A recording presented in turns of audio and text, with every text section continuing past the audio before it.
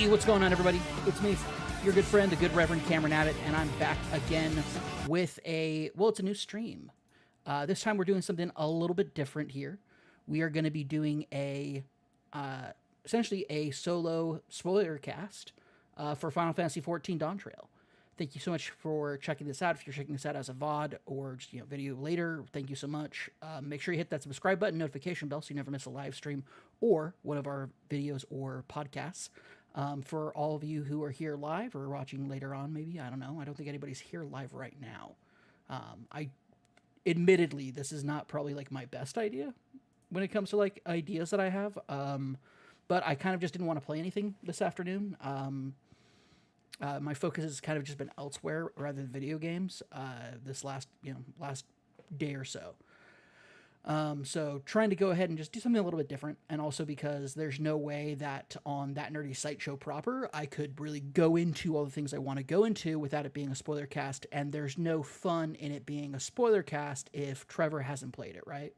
So that's kind of where my head was at with this. So we're going to be doing a couple of things. I'm going to be kind of giving you a very like top-down look at my review of Dawntrail, along with the score that I'm going to be giving it. And if you want to hear why I gave it that score, I will go into it in much further detail.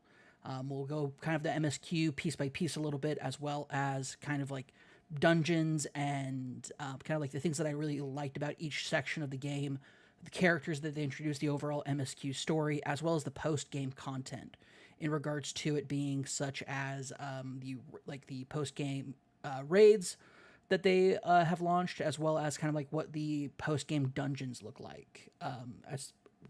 Post-MSQ dungeons, I should say.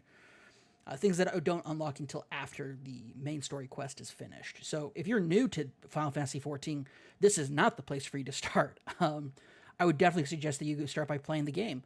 I don't know if you know this, but it's insert FF14 meme here about how it is a free-to-play up to, I think, through Stormblood now, is free-to-play. So that's literally easy 60 to 90 hours of game that you get to play.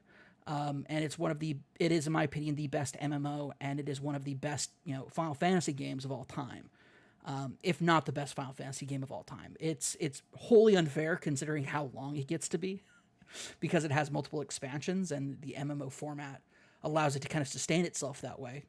But yeah, we're really going to be getting into it here. So just to kind of like get people up to date with it real quick, let me go ahead and pull up the review score. So this is the review scoring of how That Nerdy Site does reviews. We grade them on a 20-point scale, 0.5 through 10, and give a general understanding on like how that reflects on it. So my overall score for Dawntrail, I would definitely say is like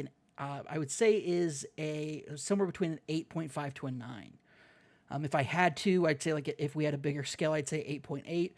But I do lean on that kind of being like that 8. So we're talking about like an 8.5 here, ranging into a 9. So it really borders between being a great game and being an incredible game.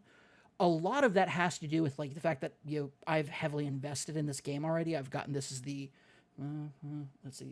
Heaven's Word, Stormblood, not Dawntrail, Warrior of Darkness. It's not Endwalker. Shoot, trying to remember what the third one is called. I just almost said Endwalker. Endwalker is the fourth one. The third one is, man, how am I forgetting the third one? It's okay. What I can do is I can literally just pull up Steam that I have here and tell you. It is Shadowbringers. There we go. I'm like, why am I not remembering it? And that's the funny thing. Shadowbringers is all about remembering. It's all about like a big chunk of it is about like, somebody asked you to remember them. That's a bit of a spoiler for that. So, but it is really about like ancestral, like the ancestral race of the planet that you're on, Theris, and then, the kind of the history of Eorzea and its conflict with the Ascians and the history of the Ascians. So Shadowbringers is very important to the story, has some of the best content out there. Love Shadowbringers. And then you have Endwalker, and now we're on Dawntrail. So this is the 5th expansion. 5 expansions. Not a lot of MMOs get the opportunity to have this as an option for them. A lot of MMOs don't get to this point. A lot of them die basically DOA dead on arrival for the most part. In the big heyday when everybody was making an MMO. What we have going on now though is so Dawntrail is the 5th one. It is post what I would say is the quintessential finale for what is essentially been what's called the Ascian Saga, which is a 10-year story. And that's real time, 10 years being told over it. And so when you have something like that, this massive tentpole event, this incredible endpoint for so many story threads that get to find their conclusion, and then even then in the Endwalker post MSQ launch stuff, post launch content, when you get the additional patches and stories, we got even more questions answered, even more loose ends tied up. And we were kind of buttoned up that story pretty well. Like, it was pretty cinched up, I would say. And now we have Dawntrail, and Dawntrail is kind of there's a bit of a thread about what is this next step going to be based off of kind of the kind of a hint given to you by Emmett Selk at the end of Endwalker. And we now have this massive opportunity to explore an entire continent. And Dawntrail is all about that promise of adventure. It's all that promise of hey, we're going to be telling a story about a nation of peoples who, in only a single generation, only the last 80 years or so, have been a single nation. Before then, they were disparate nations and tribes that were in conflict with each other. And under a single leader, united as a single nation, and that is, of course, the Dawn Servant, Gabul Jaja. Sorry if I butcher people's names. I apologize about that. But basically, you have this incredible leader, this king, who has united these desperate people and forged an alliance with all of them to create a single nation that spans the continent itself. So you have that going on, which is an incredible backstory. You have also the history of Tural, which is the new continent, and its culture. Its culture is one of very different groups of people, but before there were ever any a single nation, and before, when they were all separate, there was this group of people who said, hey, regardless of where you come from, if you're dedicated towards keeping people safe, you should join our group. And the group is called the Vipers. A Viper is one of the new classes that's available for Dawntrail. You get access to it by actually meeting a Viper who has come overseas to Eorzea in order to, I'm getting into detail here. Let me go ahead and summarize it by basically saying my review of the game is basically an 8.5 to a 9. I would settle on it basically being an 8.8. So that is I would say it's between that 8.5. It ranges from being either a great game to an incredible game. There's several instances in Dawntrail that I think are truly incredible and top of their class when it comes to excitement and storytelling and really nailing its intent and purpose. And then there's other moments where I feel that flounders a bit, and I feel there's missed opportunities, and I'll get to it further in on it, especially when I get towards the story quest and kind of towards the end of the story quest, because it feels people forgot about certain things. It is kind of there's one glaring thing for me that's a massive plot hole that unfortunately doesn't ever get brought up, and it's a little frustrating. And it definitely brings down my score a bit on it. Other than that, I would say that there is mechanically and gameplay wise, this is the best content we've gotten in a long time. As far as the dungeons and the raids go, I've had a blast with them. There is a variety of different kinds of enemies now, different kinds of mechanics going off in boss fights.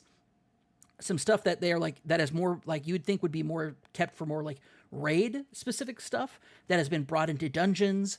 And it's been for the better, I think. Absolutely phenomenal time. I've really enjoyed, especially the post-launch raid series. It's very it's very cool to have kind of a centered arena that you're going in and fighting individual bosses in. that is built to be an arena. It's not just we're going to tell the story and, we got to like segment you off. Like Endwalker had you going through, I almost said Labyrinthos, but you're going through essentially this dungeon and you have like special areas set up to keep you away from hurting other folks or whatnot. And it's, it's fine. It's whatever. No, there's no issues with that. But, the fact that like, you're in an arena and there's an audience around you and it's a big massive fight and it's you and like 7 simulacrum like souls that you are using that are technically like the other party members. It's using that, so it's not just like they do a great job of basically being like, hey, you are the hero, and instead of going and getting other adventurers here, how about we give you something different? And Endwalker, it was the like a shade or an image being produced by an ally to basically give you companions to fight in the fight. This one, it is like, hey, how about you go into the fight with all these different souls that we have in storage and fight with those folks? And so there's a lot of like really interesting ways of like bringing that up. But overall, I think the idea of it being like a fighting, like you're fighting your way up a ladder in like a fighting league, like a UFC or a WWE type thing. And man, are the stories all about that. Phenomenal stuff. I think some of the best things about it are the arenas and the music going on in those that are just like off the chain. They're incredible. So I cannot speak highly enough of the post-game content so far that we've gotten. And I'm excited to see what we get as far as like post-game main story quest content that we'll get in 7.1. But so far the 7.05 has been pretty solid for me. Which is why I kind of want to put it at I'm going to put it at a 9. I think that'll be my definitive score. I've been working my way through this. Like, am I giving an 8.5 or a 9? I think here and now I'm giving this a 9.0. I think it is that incredible game. I do think it's still really great. Now, for full discrepancy, like full transparency here, not discrepancy, but like as a disclaimer, that's also with 4 expansions in the back along with the Realm Reborn, the 2.0 launch. Like that content leading up to this point keeps this at a 9. On its own, content isolated, I don't know if I would consider it a 9. I might consider it closer to an 8, but I do take that into consideration. Like, I'm not just reviewing the expansion as a solo thing. It is part of a greater game that leads up to this point. So, under that interpretation, I will definitely say this is a 9.0. All that being said, let's go ahead and hop into like deeper ends of the content here now that we have that 9.0 score for it.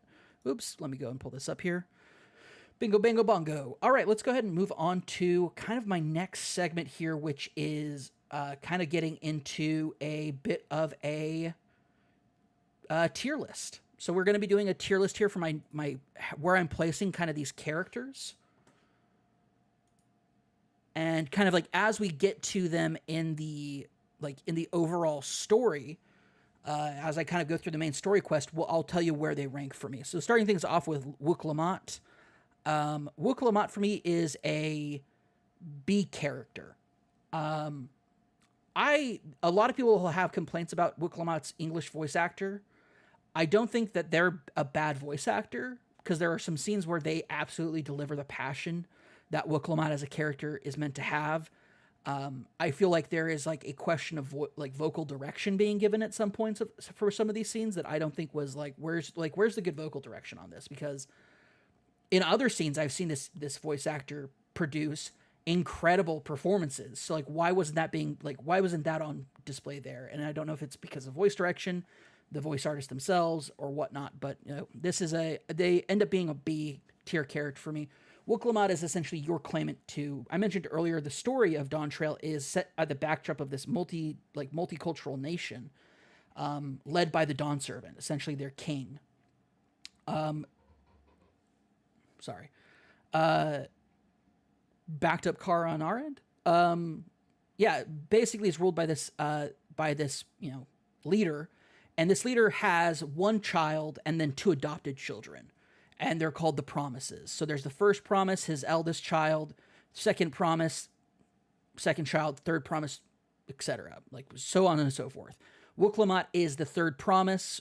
She is the youngest out of the 3 siblings, and she is the one who has the least experience in whether it's politics, trade, leadership. She really is kind of the newer aspect on it. But out of all of her siblings, she's the only one who wants to continue the peace that her father established, and keep things kind of the same. She is, for the most part, like, I would say she is a mix between a conservative candidate in that she wants to conserve the culture and traditions of Tyrol, and in that aspect, like the actual like definitive, not like American modern conservatism, but like an actual, like, she wants to conserve these ideas and policies, while also maintaining a very passive and pacifistic national position where basically we are not a nation of conflict. We're not going into wars. We're not going to be conquering anybody. We are a single nation and we are at peace. So she is very much like a dove candidate, so to speak. A dove candidate with cultural sensitivities. Then you have her brother, Kona, who is, I'm going to go ahead and give him a C ranking. Kona does not have a lot of like growth and development. He comes off as, people can make a lot of inferences about Kona. Kona is very much like a studious, quiet, reserved person who who left to go to Sharlayan to learn from the Sharlayan culture and learn technology and other things, and brought that back. So a lot of the innovations that you see about like, Ethereite and other things like airships and stuff in Tyrol come from what Kona brought from Sharlayan as far as technology and innovation goes. Thing about Kona is that he has zero respect for any of the traditions, like the actual classical traditions of the different cultures of Tyrol. And so while he can solve issues and problems, he does so without learning about the cultures themselves, and kind of keeps himself like, the past is the past, forget the past, we're going to focus on innovation in the future.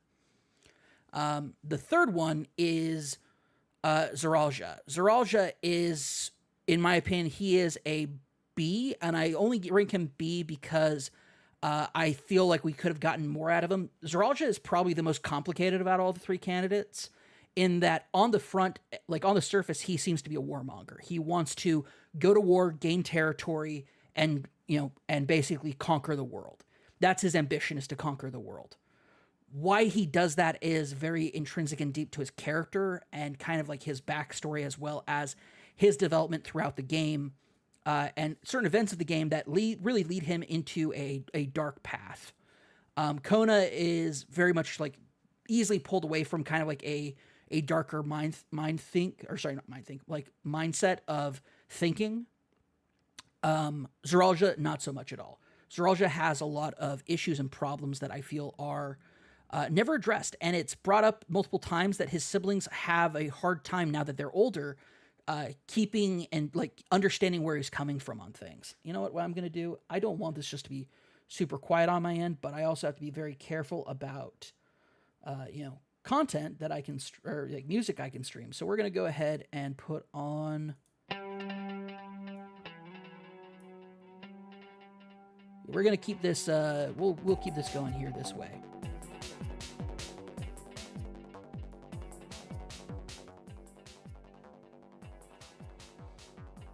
All right, cool. So yeah, we have Zaralja is a much more complex and complicated character. And part of that comes from the fact that he doesn't really share anything with anybody. And when I say that, I don't mean like he doesn't share resources or things. He's at one point as an ally for you in a major trial fight if you use the trust system. It's rather Zaralja doesn't let people know why he thinks the way that he does, or why he's doing the things that he's doing.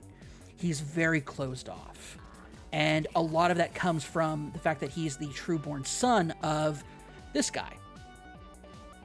This guy is S rank. His name is Gajul Jaja. Gajul Jaja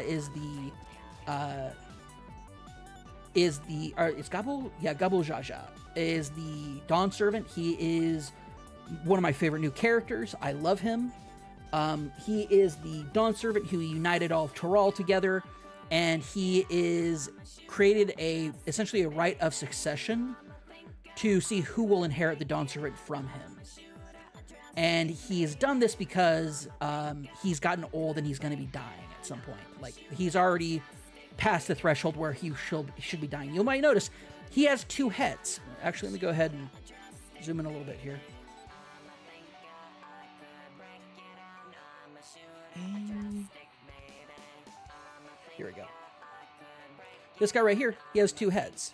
One of his heads is kind of being covered up a little bit, but Gabul Jaja is a well-respected leader, beloved by all of Tural, and seen as, and so we're going to get a little bit into kind of like cultural stuff here. A very fascinating part of this culture, that the Mumulja is basically what, Zoralja and Gabul Jaja are from. They're from a culture that essentially every once in a while there are 3 separate different Mumulja. A Mumulja that is born between 2 of the different subspecies of Mumulja are essentially hybrids. They have 2 heads. They are extremely powerful. They have it's not just that they have the magical abilities inherent to one of them, like one of the subgroups, and then physical abilities inherent to the other. It's compounded and turned into essentially a extremely powerful warrior. They grow taller than everyone else. They're larger than everyone else. They're stronger. They have more magical aptitude. They are able to like right brain, left brain things very much. Like instead of that, you have a whole left brain and a whole right brain. A whole brain for the left side and a whole brain for the right side. So it's also, they're incredibly intelligent. They're incredibly crafty, powerful, inquisitive. Like they have a lot of things going for them, and they're called blessed siblings. A blessed sibling is not able to have offspring, or so they thought. And this is kind of the beginning of like getting the setup of what is Zoralja's eventual downfall.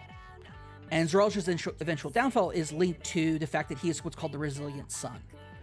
Despite the fact that it should have been impossible, and I'm going to let you know up front, like with this SPOILERCAST, Zoralja is the blood son of Gabul Jaja. That is not up for debate. That's not like was he like actually secretly not the son? He is actually the son of it. And the way they know that is because the blue scales of one of the Mumulja subspecies is not, you can tell by the 2 things. One, the eyes and kind of like head of this Mumulja subspecies, they normally have what's considered like red scale, like red or brown scales. The fact that he has blue scales and he has this type of head type means that it's an impossibility.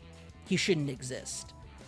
And so you end up having him being considered the resilient son. He's the person who's in charge of the land guard, which are the kind of like de facto, like, highway patrol and police of Tural. They're the royal guard, etc. They are truly like they're the military of Tural for all intents and purposes. That being said and considered, when you think about it, like he is the head of them, he's the firstborn, and you think, okay, well, he is definitely like definitively like going to be the top guy that they follow, right? That he's going to inherit the throne. Rather than do that, Gabul Jaja instead instituted a right of succession, mainly because he understood that he couldn't let Zoralja become Dawn's servant without verifying that he understood what it meant to be Dawn's servant. And the right of succession is essentially a scavenger hunt to get to the Golden City, a mythic, fabled city that at the outset of the right of succession, Gabul Jaja reveals that he has in fact visited the Golden City, or rather he visited the gates of the Golden City and returned and knows about it.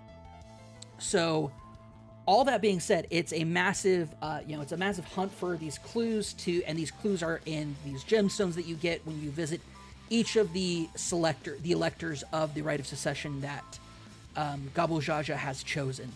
And each one is representative of a tribe or people of Tural.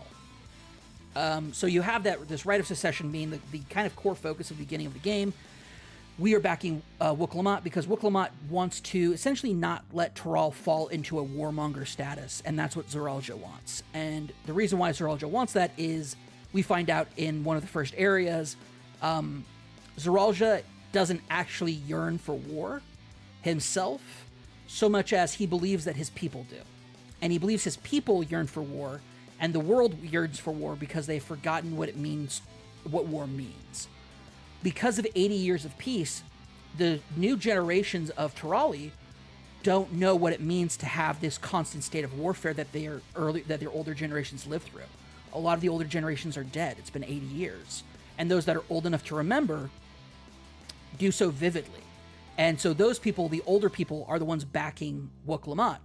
While Zoraljah has a lot of people who believe in, oh yeah, like we if we're going to be a powerful nation, we should conquest. We should take over other nations. And unlike the Garleans, who had been trying to do the same thing, we're not going to impose our beliefs on them because Turali culture is to accept other people's belief. Like, this multicultural nation can be expanded elsewhere, and it can only be positive because of that. And if should their invasions fail, the backup of this is it will teach the Turali people, the younger generations who don't know about war, they will learn the pain and suffering of war and no longer yearn for it. So Zoraljah is it's a weird mix of his own personal ambitions, his responsibilities as the firstborn son, the resilient son, the first promise, to inherit the throne from his father, who is the greatest king the greatest person that's ever lived in Turali, culture. How do you succeed that? And Zoraljah believes that it's through might and strength. And to be fair, he's not necessarily wrong. Gabu Jaja didn't get to be Dawn Servant on his own. He had other people helping him along the way. His fabled 7 companions. All that considered is and it's important to note, the 3 of these folks, they have a very complicated relationship. And I'm going to demonstrate that by using this meme. Okay, I'm a fight Final Fantasy XIV Dawntrail's throne selection. What does it mean to be a ruler tournament arc? Damn, complex multi-layered familial dysfunction got hands. That's the meme, folks. That is the meme. That is, you can screenshot that. I put it out on Twitter, I think, already. That is the dealio. That's the toughness. That's the harsh thing about it. Is that these are siblings who inherently actually love each other. But because of their desire and what they think is best for their nation, they're competing against each other. You find out very early on that Woklamat has a very deep, and it's Woklamat and Kona have very deep conflicting emotions because they look up and they look up to and admire their brother so much. They admire Zoraljah so much. They love his strength. They love his patience. They love his insight. There's so much that they love about him, and they don't understand where this ambition is coming from, and they can't comprehend it. And to Zoraljah's point, he's never explained to them about what it means to be the resilient son. He's never let them know because he's believed that he's strong enough to carry this burden by himself. And throughout this entire competition, Zoraljah rarely, if ever, has anybody help him. He has an attendant who I don't think they put here, which is fine because he would have gone in D tier. A very much an Iago from Othello type character. But Zoraljah really does believe that he's the only person who has the strength necessary to carry Tural forward, and thus he is embarking on this plan of war and his ambition to basically take over the world or teach his people why war is bad. I'm going doer, I was trying to come up with a phrase here where it's or die trying, that's right. Or learn that in trying. Gosh, I lost that train of thought for a moment. Apologies. What I was trying to say was he's going to either conquer the world or his people will learn the tragedy of war and no longer seek war trying. Is very much gosh, it is just such a ambitious goal that has, he sees it as having no downside. Because he believes the strong will rise to the top. This is very much, he believes that his father, who is a blessed sibling, was capable of having a son. Because his father's so great, of course he can, the rules don't apply to him. He can have a son. But what does that leave the son? Where does that leave the son in this kind of scope of tragedy that befits a very tragic leader and character, to the point where it ends up hurting everyone around him? It leads to the destruction of his family, and it ends up being a very major crux point where Wook Lamont is the one that has to deal with Zeralja's actions and the fallout of everything, but it's a matter of complication, and like, this isn't like I had a crappy brother and now I have to fight him. This is a brother who I have loved and respected my entire life, who only in a short period of time has announced that he's doing something insane, and I have to stop him. But like, what does that mean? Where does this go? Like, how do I do this? And that's very much Wook Lamont's journey. Wook Lamont also has lived a very sheltered life in the palace in the royal city, the capital city. So she doesn't really know the other cultures. Kona was overseas for his education, so he doesn't know a lot of the other cultures. Zeralja is somebody who has never cared to learn about the culture of the Turali people. And so Gabo Jaja basically creates this entire succession right to be lessons to learn from the other tribes, and to basically, you have to pass their test to get the gemstone that will then activate, or a keystone that will slide into a little thing that is like a MacGuffin that will lead to lead to the gates of the Golden City. That's happening. Also, is this guy. I don't know. I'm gonna rank him A because he does suck at some point, but this right here is my favorite. I'm joking. This right here is, oh gosh, trying to remember his name here for a second. Give me one moment here to pull up. I should just here's the thing. I have this up right here. So let me do this real quick.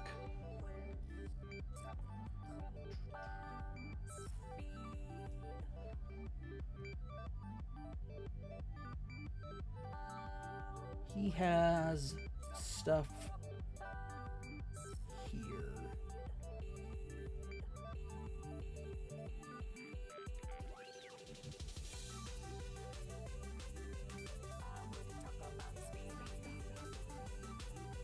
Oklahoma. Evu.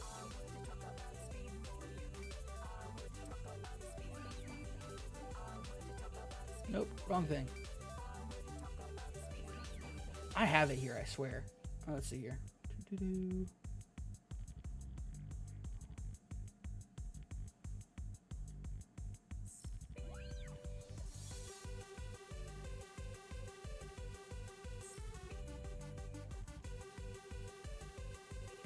Here we go.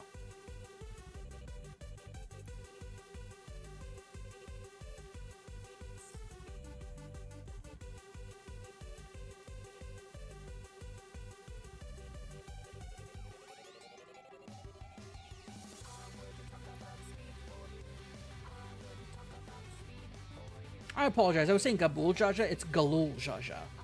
I'm pulling up the wiki at this point.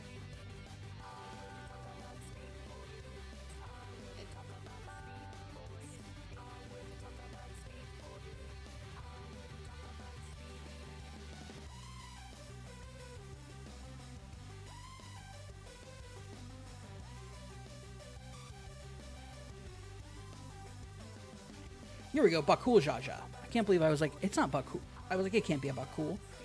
But it's Bakul Jaja.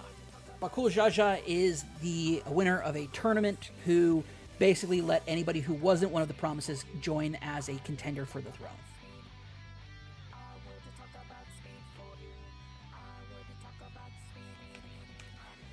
You might have noticed, Bakul Jaja also has two heads. He is in fact a blessed sibling. The Mamook, who, so the Mamook, which is, the Mamook is like the city of the Mamulja. So, apologize, I almost said the Mamooks. This is kind of like a big deal that he is included in it, and he believes as a blessed sibling, only a blessed sibling should inherit the throne. It's only right that he does. And it's a whole thing. It's a whole thing that he's doing, and that is, and he's going to basically kick out anybody who's not Mamulja from the capital, and only the Mamulja can live in the capital. That's his belief. That's his goal. Aaronville, who was in Endwalker, is S tier because he's a sweet bunny boy, and I love him. Kryle, I'm also going to put as S rank because we finally get more of her backstory, and I love her. This is Otis. You don't need to know about him. I'll bring up Otis later. So basically, you are part of your crew to support Willamette is Aaronville, Kryl, and of the Scions, you get Alice and Alphinaud. All of you together are backing Willamette, and Willamette is... So you're off to the races, basically. You get the instructions on what you have to do, and you're off to the races. So, going from there, you have the... Pull this back up here. You have the Pelu Pelu, who are very much inspired by the Al Bhed from FF10, but only specifically one of them, wearing like a duckbill mask, basically. Shinra of the FF10-2, there's a little dude who wears like a duck suit a suit with a duck cap on him, and his name's Shinra, and he in fact is he is a member of the Gullwings crew in FF10-2. Very much that character design has been used, I feel like, for the Pelu Pelu, who are all about being merchants, and they're merchants, and it's all about making sure everybody gets a good deal. So it's capitalism, but not evil capitalism. It's whatever. They make booze, so everybody loves them. They make mezcal specifically, so, if you know, you know. They're the first group that you go to, and it is all about finding an alpaca and learning about, like, why the alpaca are important to the Pelu Pelu, and kind of the history of the Pelu Pelu. They were previously enslaved. And their slavery ended with Galul Jaja's with his reign, and you learn a lot about what it means to, like, what having a fair deal means to the culture. So basically, you have to take alpaca wool and trade for a beautiful leather saddle, basically, and you're learning about what it means to kind of work your way up through the ranks of it. It's the whole take a paperclip and buy a house. Well, how do you do that? Well, you trade the paperclip for something else, and so on and so forth until you buy the house, right? Like, that is the whole shtick of that. Very much about trade and what it means for equal trade and fair trade. So there's a lot going on in all of that that makes it pretty interesting. You have going from there. You then go to the let's see here. We go over to the Hanu, which are essentially like more colorful versions of the Vatu from Heavensward. Colorful and live on the ground rather than in an island on the sky. They had experience. There was a massive earthquake before you got to Tural, and so that massive earthquake has disrupted a lot of things. Like, roads are damaged, and some of them are not traversable. And so you go from there to the Hanu, and you find out that this massive earthquake caused a flood, and it's ruined their crops, and it's ruined their like, we may not have this very important cultural celebration because of this. While you're here, you essentially participate in the ceremony and the festival that they were considering not putting on. You help them put it on, and you find out that actually this festival is tied to the way that they replenish and the way their crops work here, and you essentially help restore their harvest. In doing so, Willamette proves she's a capable leader because she learns their culture and she learns from them. At this point, we get to see a bit. So, Zaralja is kind of the sibling focus for the Pelu Pelu section. For the Hanu section, you get a focus more on Kona, and you see Kona comes back with like an alchemical concoction that basically helps the field regrow. And heals the field anyway. Does so on a smaller piece of it, and it doesn't work for everything. But earns his keystone that way. This entire time, you are being harassed by Bakul Jaja, who's just being a big old stinker. He's being a big old turd. And so far, he's just been a mild annoyance and like a bully and mean.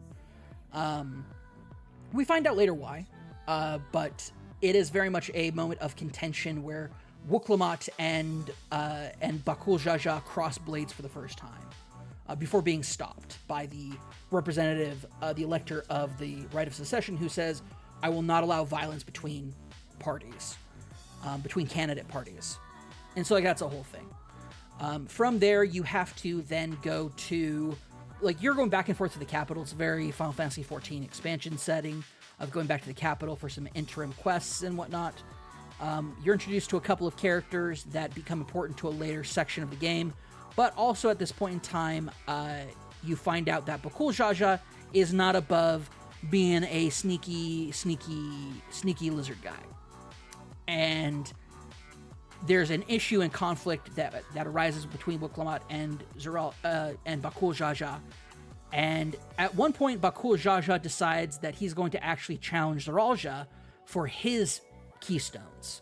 Because he's like, I don't have to, like, I can just take keystones from people. I don't need to, like, do the challenge myself. And he tries, and he finds out that Zeralja is built different. That even a blessed sibling with their magnificent strength is taken down in a single blow. And would have been killed if not for Zeralja's attendant pleading leniency. So that happens. It's a really cool cutscene where just shows like how strong Zeralja is. Zeralja in a previous cutscene explains kind of like, I'm going to teach people war means suffering, and that suffering will make them yearn for peace. Like, very much that aspect of it. He's a very fascinating character in that. Yeah, it's difficult because he doesn't get along with his siblings so much, just because of his personality. It's very closed off.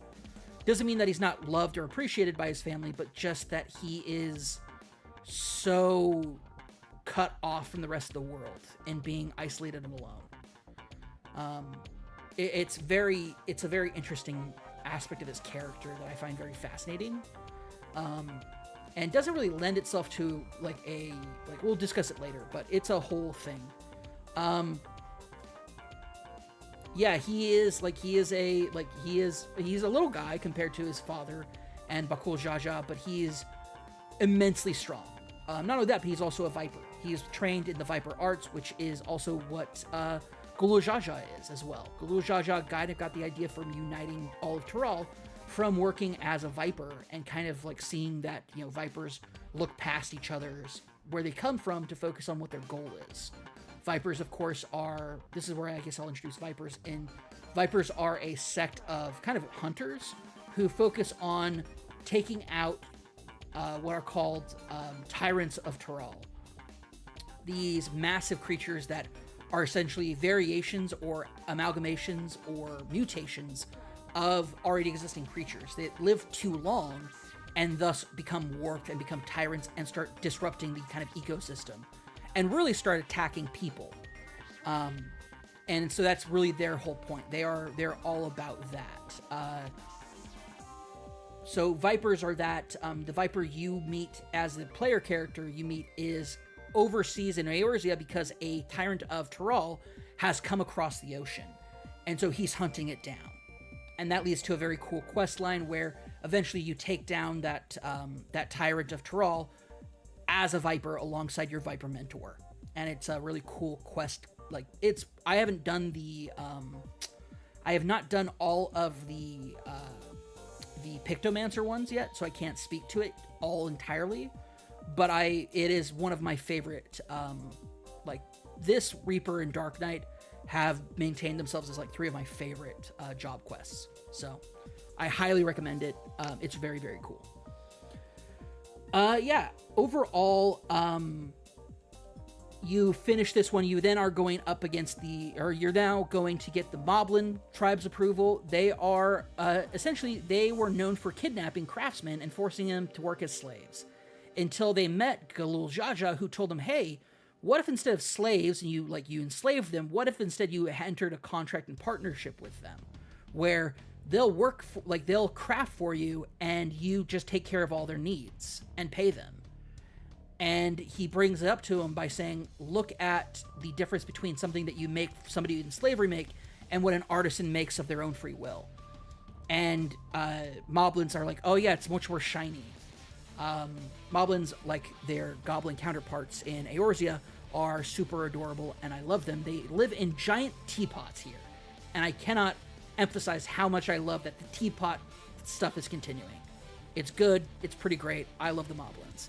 The Moblins is like, hey, go find like the earthquake caused a disruption of supplies, which means we haven't been able to take care of our artisans, and we've had artisans leave. So your trial is to go get an artisan. Now, it turns out, in between some sections, between areas, Wook and you, the Warrior of Light, meet up with an artisan who's come over from Eorzea, who's like looking for where he should be working and finding his passion and rediscovering his passion and love for jewelry making.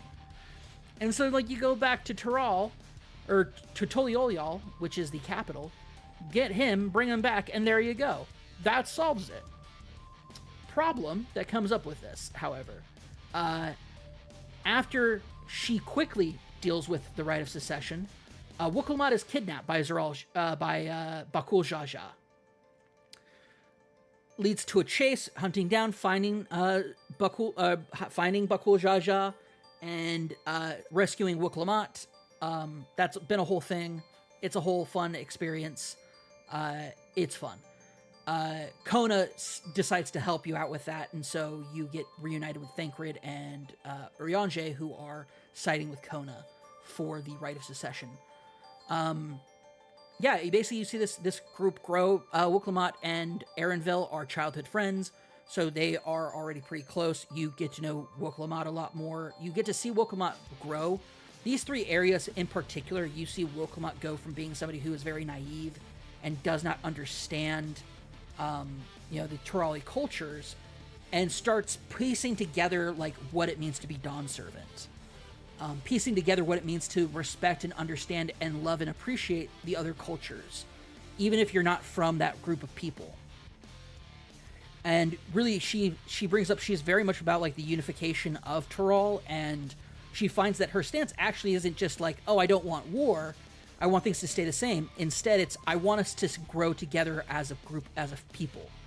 And so she becomes less of a quote-unquote conservative candidate for maintaining old policies, and instead she grows into being a candidate for centralizing and unifying cultural understanding, and very much a level of like, let's build a foundational, let's use these foundational cultures to build a single culture of Tural. Each are important in their own aspect, but look what happens when they come together. And that's emphasized later on when you meet with essentially I'm trying to remember what they are technically called in Dawntrail. Let me look this up here.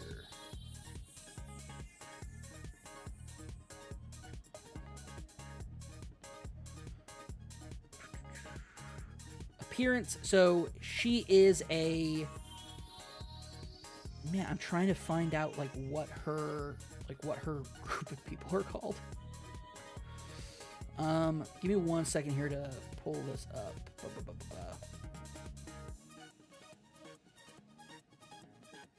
Not past it. Let's see here.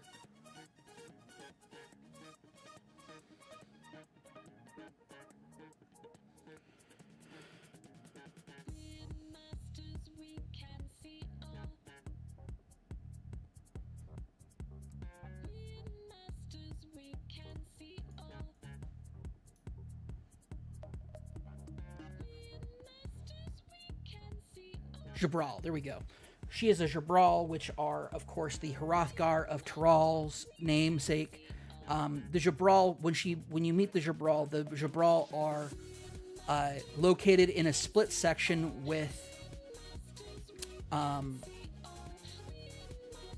is the Jabral right now, or is it... Actually, I apologize.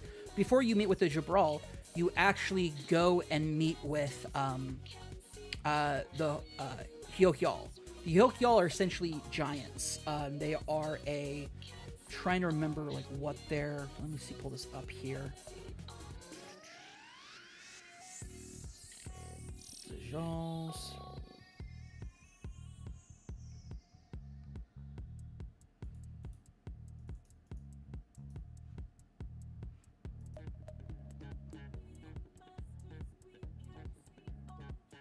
Boom, boom, boom. Yep, nope, that's not where I was at looking for. So that's not them. Let's see here.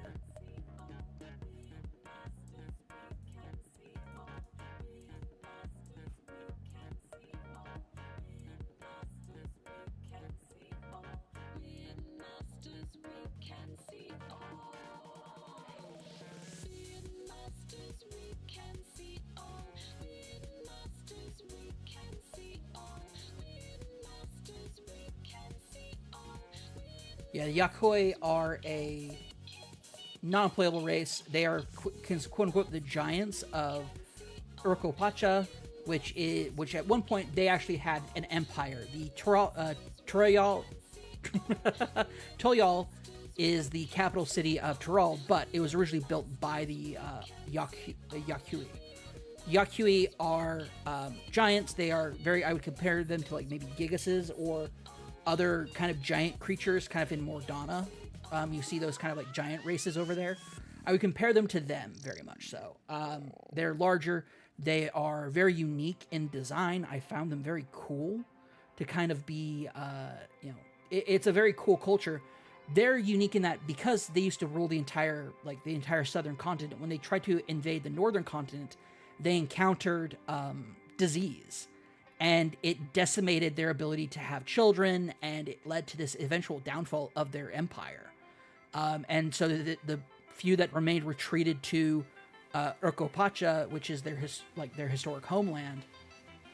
And meeting them is very cool. This is also where you start to encounter the Sky Ruin, which is a massive entity that a massive tyrant of Tyrol that was too powerful to be slain. So Galul Jaja and his companions, they deal with this. It's awesome. You meet them. It's a really cool experience where I'll say like one of my favorite areas because it really delves into the history of the continent.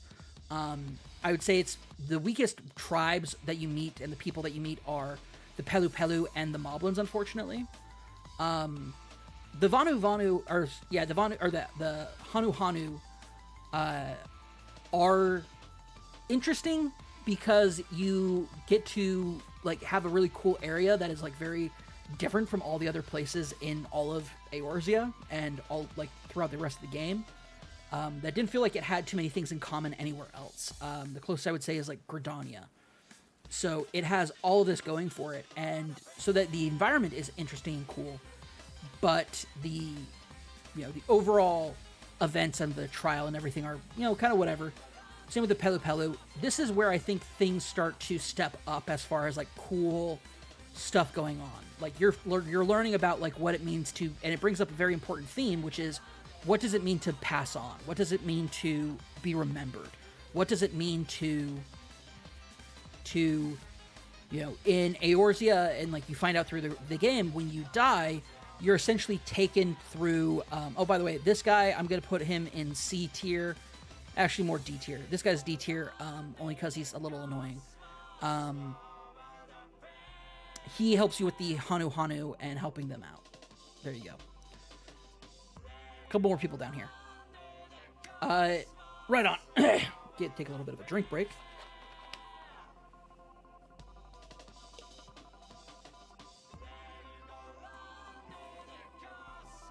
Turns out doing a solo cast is actually a little hard. Who would have thought? I don't imagine anybody's going to watch this. But that's what I wanted to do today, because I wanted us to put out like a definitive kind of like look at Dawntrail. And this is kind of it. So as you're going through, the Yakui is where you really get into... a lot happens in this area. One, Bakul Jaja decides, hey, this thing that they froze, this tyrant of Tyrol that they froze, I'm going to melt it and let it free. And that'll give me a head start on the other challenges. Because he's a bit of a dumbass. Could have gone really bad. People could have died for sure. But luckily the other claimants are there. And this is where you have one of the coolest fights of this entire expansion. Is you are up against this, essentially like this massive legendary creature. And let me go ahead and pull up the actual name of it. So it is... Nope, that is a dungeon. I'm looking for...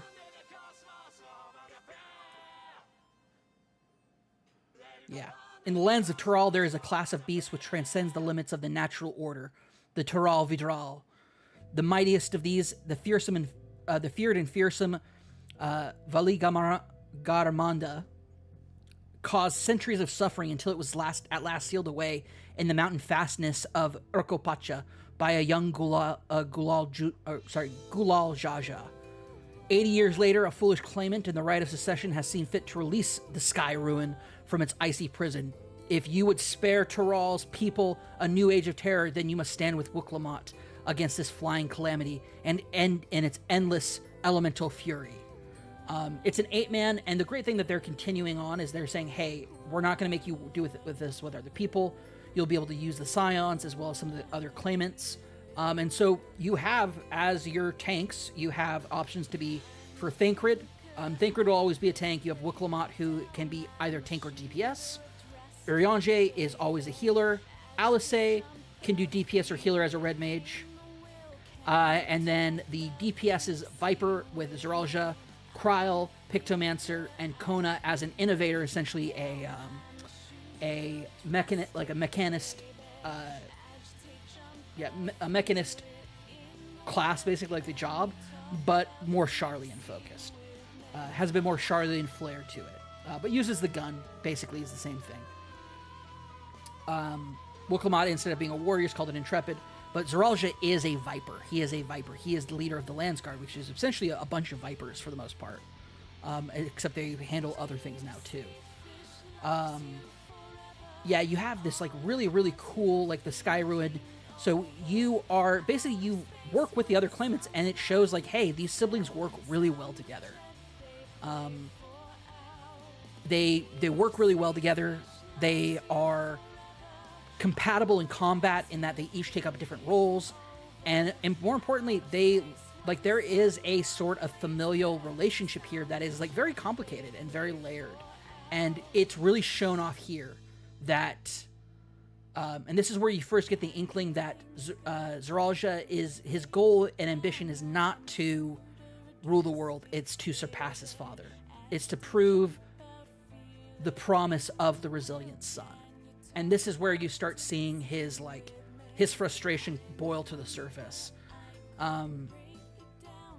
This will continue into the next area, which is essentially the last two areas for the last two tribes, which are, of course, the Jabral and Mamulja areas. They actually share a region, and particularly their region is shared and is interesting because these are the two tribes that were in one of the longest, bloodiest conflicts of any of the other tribes. Unlike, the Pelu Pelu who were enslaved, or the Moblins who were kidnapping people from other tribes, this one is like, was a centuries-long blood feud.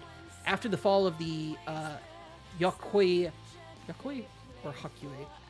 It's Hakui, isn't it? Yeah. The Hakui, after the Hakui, the fall of them, the fall of their empire, the Mamulja and the Ixbral decided to basically fight for dominance.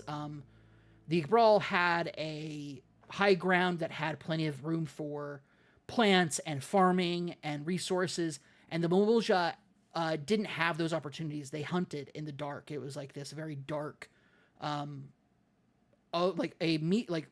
meters had fallen and essentially caused a radioactive growth in the trees to basically cover the sun. They absorb all the sunlight, and so there's no sun in this lower area. And so out of desperation, the Mamulja were trying to take Jabral land.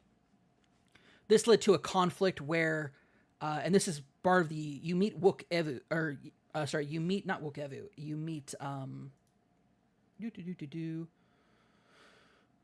me do this here.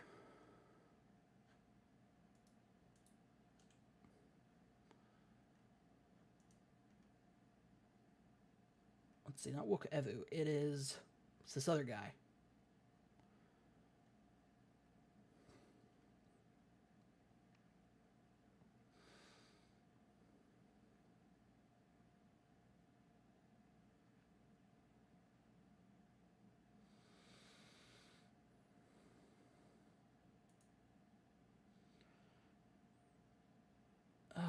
are they? What is their name?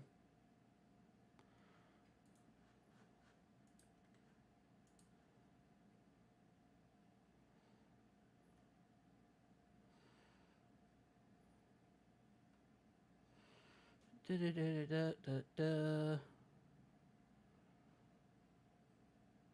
Trying to find.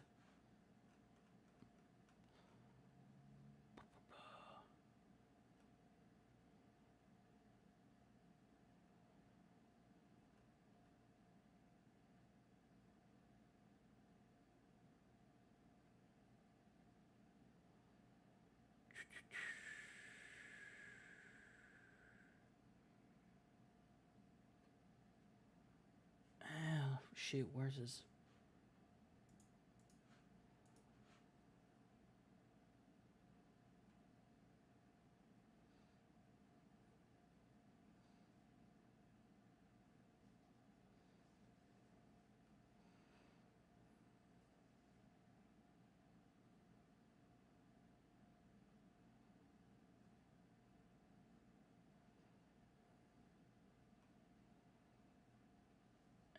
Let's see here. Da, da.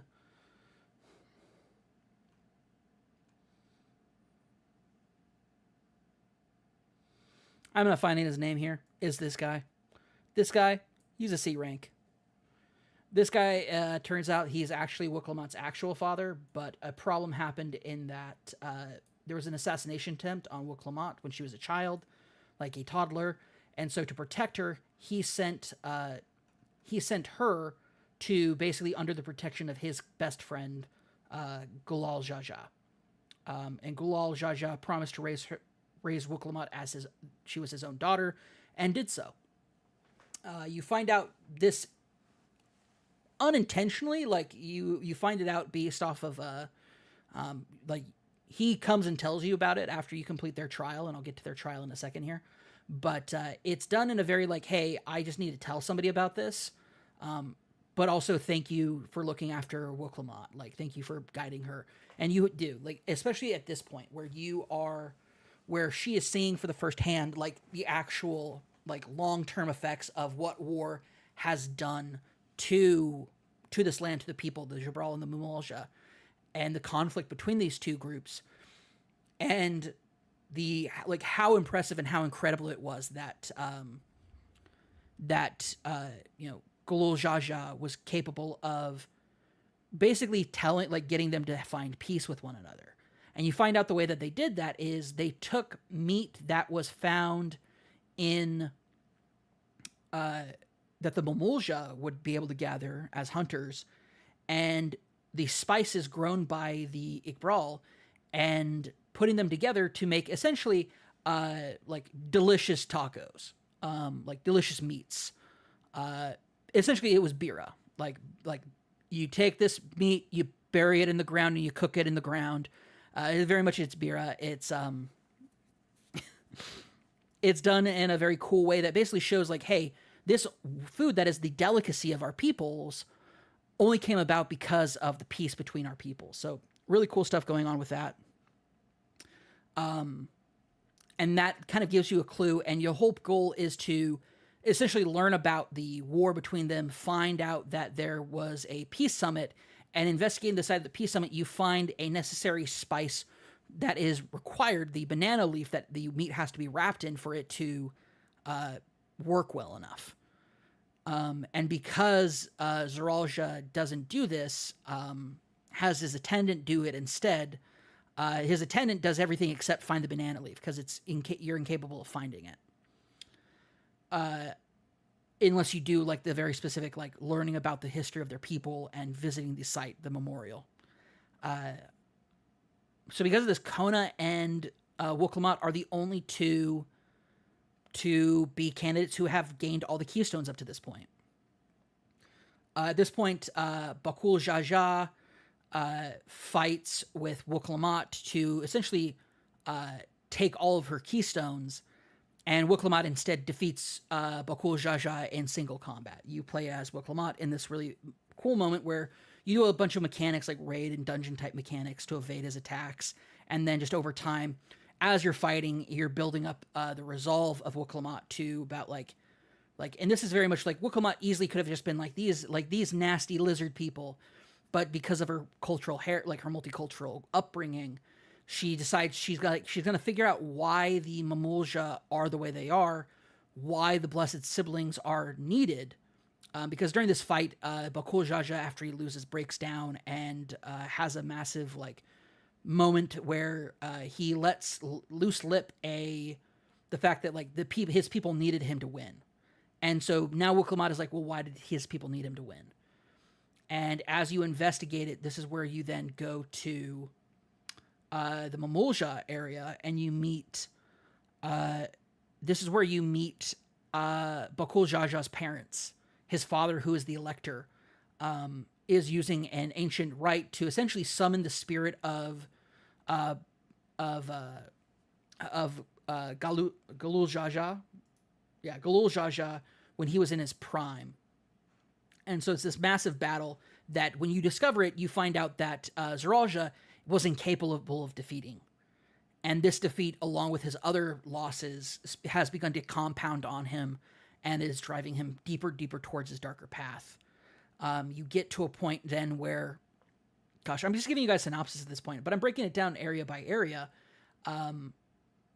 These two areas are some of my favorite because they have a lot of the more interesting quests. Has to do with the culture and the heritage of the Mamulja and the Zabral. And really when you get into here, why are the Blessed Siblings so important? And you find out that, like a lot of hybrid creatures, they don't make it out. You discover that the Blessed Siblings are blessed because they're the survivors of what is essentially a massive experiment. Which is these two different Mamulja races or sub-races will mate, and their child will either be a blessed sibling or far, far more likely will be stillborn or have developed problems. And in order to hide them away, they have a burial site where they place all of them to rest. And it's also, yes, it's now haunted as hell. But it is this whole thing where learning about this, it's like, well, why do the Mamulja need this? And it's like, well, if we don't have somebody to take Jabral land, if we don't have this sort of taking aspect of our culture, we'll die because we don't have enough food to survive. The only thing that grows here are these bananas, and you can't sustain yourself off bananas and meat your entire life. And they have this massive cultural jealousy. Those who were more forward-thinking and aligned with the idea of a united Toral had already left with Gulal Jaja back to the capital. So the people living here in the Mamulja territory are the hardcore, staunch Mamulja kind of supremacy people. But you find out that it's actually born from a deep weakness. And in finding out the backstory of Bakul Jaja, his essentially being disowned by his father when he failed to get any keystones besides the first two. His failure leads his father to disowning him, and it kind of leads this entire thing to where basically Bakul Jaja asks Wuklamot to become the Dawn Servant to stop the Blessed Siblings, to stop the need of the Blessed Siblings, because as it turns out, Sharlayans, the Alphino and Alice have this idea that, and Erenville have this idea that, hey, the reason why nothing is growing here is because a particular type of ethereal radiation basically coming from the minerals in the ground that are the ore. Oh, I just realized the music stopped. I will replay that. Sorry, folks. There we go. Yeah, the reason why you have all this happening is because of a lack of nutrients in the ground. But because Erenville's a gleaner, he's able to basically be like, I'm sending word back to Sharlayan, we'll find something that can grow here. In all of the theorists, there's no way that there's not anything else that can grow here. There has to be something resilient enough to do it. And they get this idea because the potato and the tomato, like in our real world, come from the quote-unquote New World, come from the American continents. And similarly, they come from Toral. So they had the idea of well, these plants coming from Toral flourished in Eorzea. Is there anything in Eorzea that could flourish here in Toral? That could flourish here in this area with the Mamulja. And so taking the samples, they're going to be working on it, and Willamette promises that she will find a way for them to be able to grow something that will then be able to do that. So it's a very cool moment of Willamette really coming into her own. And all of this convinces Kona to basically abandon his claim, which moves him up to B tier. This is when he becomes B tier character for me. Is he decides to back Willamette and essentially destroys his own tablets and says, I don't need them. And joins her in fighting the kind of visage of their father in his prime, and they take him on, and it is a really cool, unique fight to have, because it's essentially, for all intents and purposes, it's like a dungeon boss fight, and it's very, very cool. P.S. If you're wondering, hey, where did the Warrior of Light fight Galul Jaja in the trailer? There's a moment in between areas when you go back to the capital where you do fight Galul Jaja in a spar. But it's not fair because his head of reason is sleeping.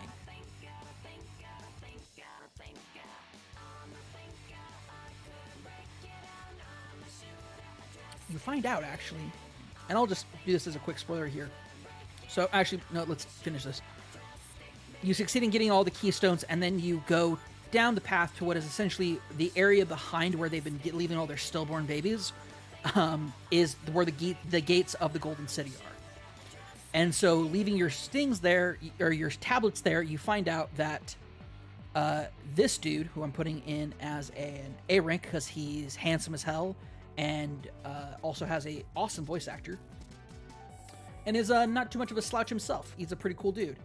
Turns out this guy is Keteram the Blue, who is essentially this Charlian explorer who discovered Tural, found the people of Tural, and also let Tural know, hey, there's other people outside of Tural, this other part of this, these other continents exist.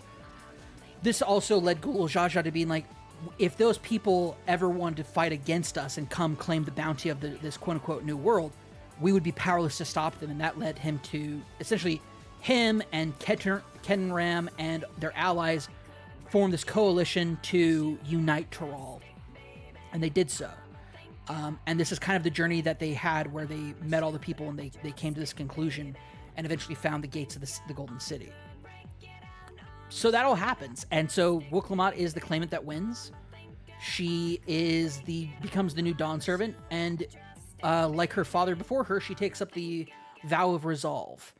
But unlike her father, since she's not two-headed and not a blessed sibling, she names Kona as her vow of reason.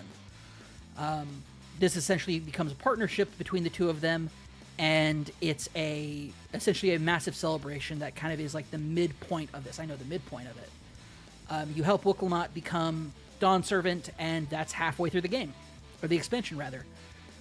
I'm going to use this moment to take a quick break. I will be right back. But, we'll get to the rest of it kind of going forward.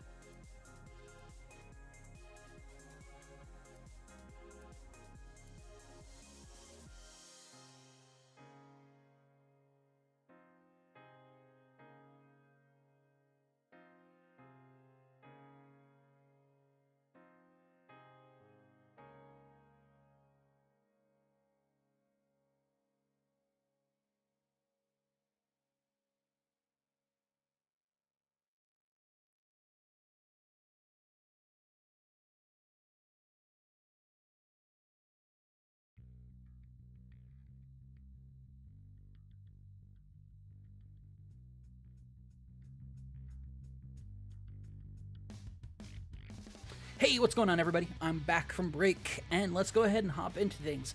We're now talking about the back half of, Dawntrail here. I will say that out of all my favorite sections, I really like the Jabral Mumolja, as well as the Yakoi. I'm mispronouncing it some way, but the Giants section, basically. Urkopacha is one of my favorite places in the entire game. Just because it's so massive and so spectacular, especially since you can fly down to the other section of Urkopacha, which is where the Pelu Pelu live, in like a seamless just stream. It's so the way they design these regions so that you aren't just like stuck in a region and then you have to go back to said region and go visit the same places. Instead, it splits it up in a very cool way that I like a lot. For that area, Urkopacha is unique in that, as well as the area with the Jabral and the Mumolja. I enjoy both those areas a lot. The Moblin and Hanu people, or like Hanu sections, a little bit less so. I'm not as big of a fan of those ones, so that kind of puts it overall. Like, those aren't just they don't have a lot of interesting stuff going on for theirs. It's kind of like a capitalism and economy, and it's like, okay, cool, but like, where's like the racial tension and strife, or like deep historical impact of like what war caused, and what did Golul Jaja do about it? Those are far more interesting to me, at least, and I enjoyed the hell out of them. So moving on to then, after you help Wickelmot become Dawn Servant, you're basically given leave to then head to the northern continent. First, you show up to what is essentially the Wild Wild West, which indisputably, in my opinion, has the best area soundtrack. Like, the area soundtrack for, I'm gonna pull it up here.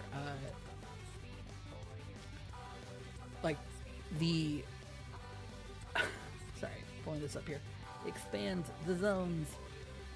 Let's see here. Tural. Yeah, in Yok Tural, which is the southern section of it, in the Yak Tural, Shaloni is the area where you're at, and it is a awesome music. The music for Shaloni is the best, in my opinion. I don't think anything matches it as far as like regions music goes. The soundtrack is very like twangy, western, like a lot of acoustic guitar. Just plays it super well. Soken was out of his bag when he was doing this. It was crazy. Absolutely love the music for this area. Questline, it is very much like hey, this is where we're not doing the thing anymore. We're not doing the election, like the selection right anymore. We are now basically just doing some adventurer shit, and that adventurer shit is tight. You basically play cowboy in this area and help deal with a corrupt deputy who's manipulating the sheriff, and help out some young guns. Chase out a gang in a really fun, cool way. Estinian is there. This is where he pops up, and he's there, and he's doing stuff, and it's just a great, grand old time. Awesome section, one of the highlight sections of this game, and just has a very Western feel to it. Very, very cool stuff. Moving on from there is we should be going to where we should be going to is a place called we should be going to a place that is further up in Yaktural, except at some point a massive earthquake happens and a giant purple barrier is erected over that region that you're supposed to go to, and you're like, what the hell's happening here? So what ends up happening here is, this is where things get really, really cool, is you go from you go there to the capital, and you find out that and in an interim cutscene, we find out Zeralja murked, or appeared to murk. He didn't actually murk this guy, but he basically attacked him to take keystones, and he unlocks the Golden City. And this is where he finds a voice who reaches out to him from the Golden City, who we don't know who she is yet, but she basically makes a very blanket open promise to Zeralja that if he opens the portal and helps her, she can help him remake the world in whatever way he wants. So when we get back to the capital, we find a Zeralja who is much older and like much bigger. Like he has aged significantly. Mamulja grow as they age, and he has grown significantly to the point where he's almost taller than Gulul Jaja. And he's massive. And you're like, what the hell? And he has this like weird armor on that is like futuristic tech looking stuff. And you're left wondering like, what's going on here? There's some cryptic stuff that he says, like, I can't believe after all this time that you're still alive. He's saying this to Gulul Jaja. And it's weird because it's like, what do you mean all this time? It's only been like maybe a week or two. And I think they've definitely said it's like 3 weeks or something like that. But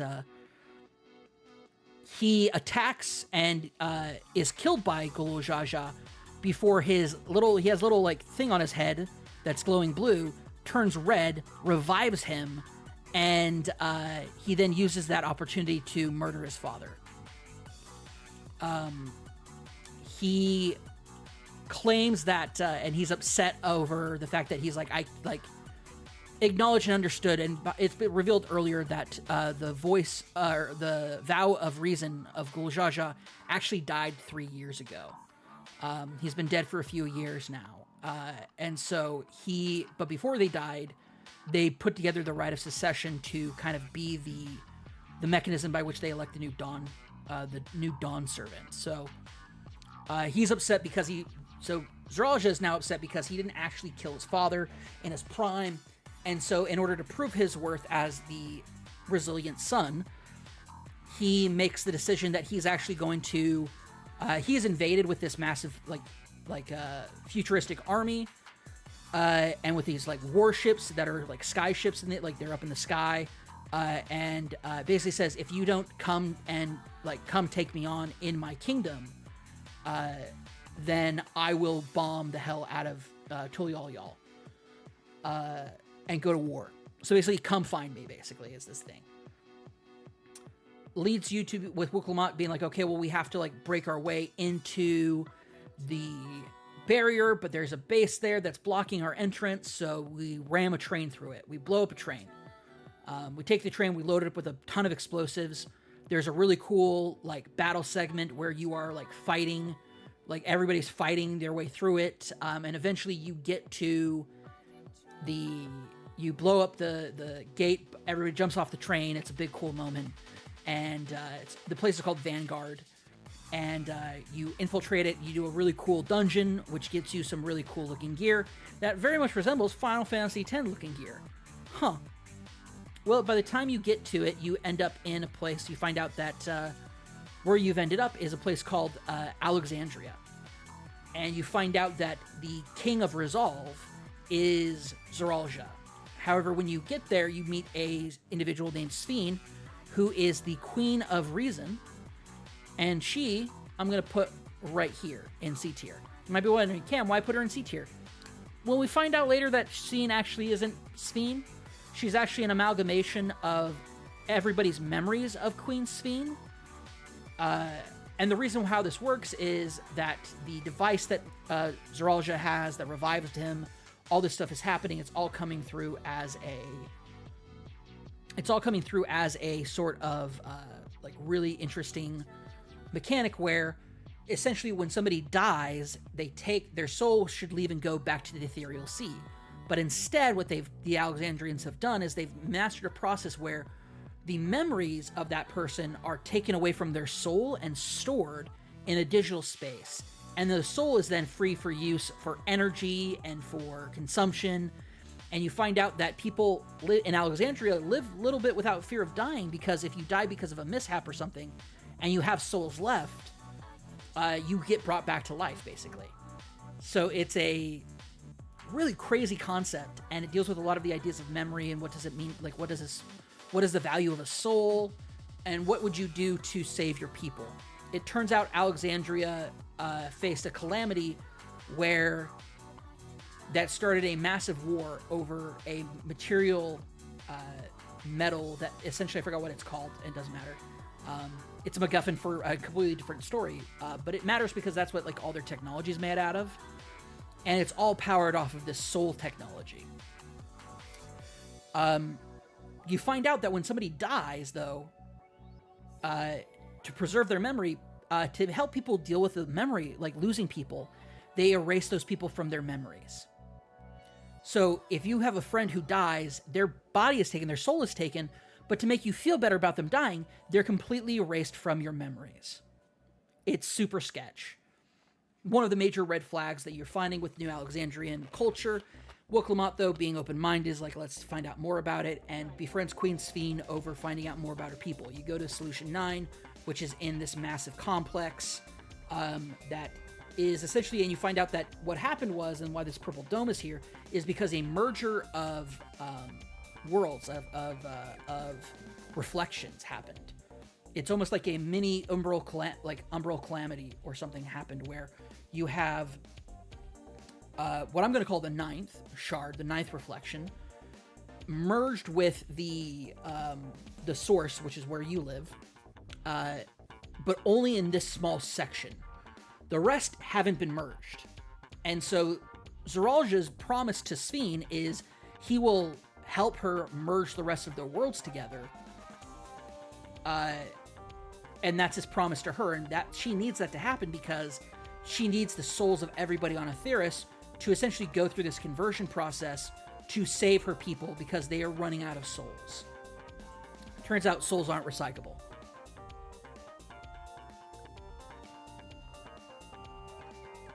So that happens. And there is this massive issue and conflict of, like, Sphene wants what's best for her people. Willamette wants what's best for her people. You find out that this little rabbit thing is actually, sorry, I almost called him Alphonse. But it is,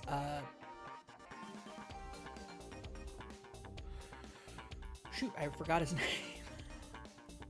Erenville. It's Erenville. Erenville, it is Erenville's mom. And she is the leader of the resistance in this place. And you find out 30 years have passed since the dome went up for the people inside the dome. So people inside the dome acclimated to it, and they've now merged. The people who lived there before have merged and become New Alexandrians. There is a resistance that are against soul technology because they believe it's inherently wrong. And you kind of ally with those people, and they're being led by Erenville's mom.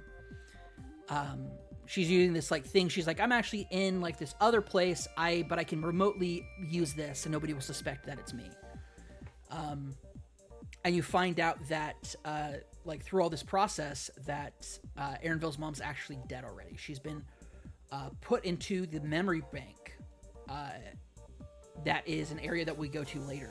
But Solution 9 and this entire area are really cool. It's extremely different from everywhere else.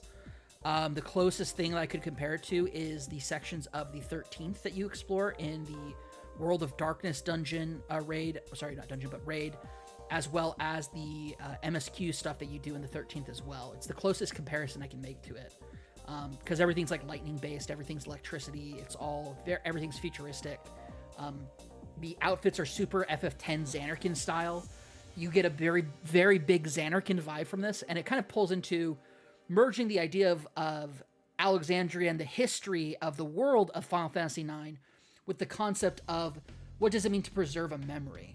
What does it mean to be born from a memory? And so you get a little bit of flavor of Dream Xanarkin from Final Fantasy X thrown in this as well. So you have a really cool merger of Final Fantasy IX and X themes going on here. You start seeing this little guy running around. This guy that you find out later, his name is Gululja. Not Gululjaja, who is dead, but Gululja. And you might be wondering, Cameron, hey, first off, he's S tier. He is my baby boy. He is my sweet baby boy, and I will fight anybody that tries to hurt him. I will commit atrocities for this baby boy. Gululja is named after it because Erenville's mom found him abandoned. But uniquely, you might notice, hey, he's got blue scales, but he doesn't have the kind of blessed sibling swirly eyes that the blue-scaled Momolja have. Cam, what's up with that? That's right. He is Zoralja's son. Zoralja does not acknowledge him, but also doesn't interfere with him living and just running around Solution 9 and everywhere else out there. So who raised him? Well, if he wasn't spending time with Erenville's mom, which she raised him when he was little, but eventually he wandered off on his own, and he met this guy, This guy's name is Otis. He is a Knight of Alexandria. He is a construct of one of the first people to have their souls removed from their body that way, and his soul was placed into this unit. His memories were separated from his, were not separated, but copied from his soul, rather, and they have been uploaded into the cloud. But Otis himself is still himself, and he finds and raises Gululja to essentially be a Knight of Alexandria, to be this, be chivalrous, be kind, be considerate, teaches him, hey, you don't have to fight things. This is how you can avoid conflict, and you can avoid the monsters in the region.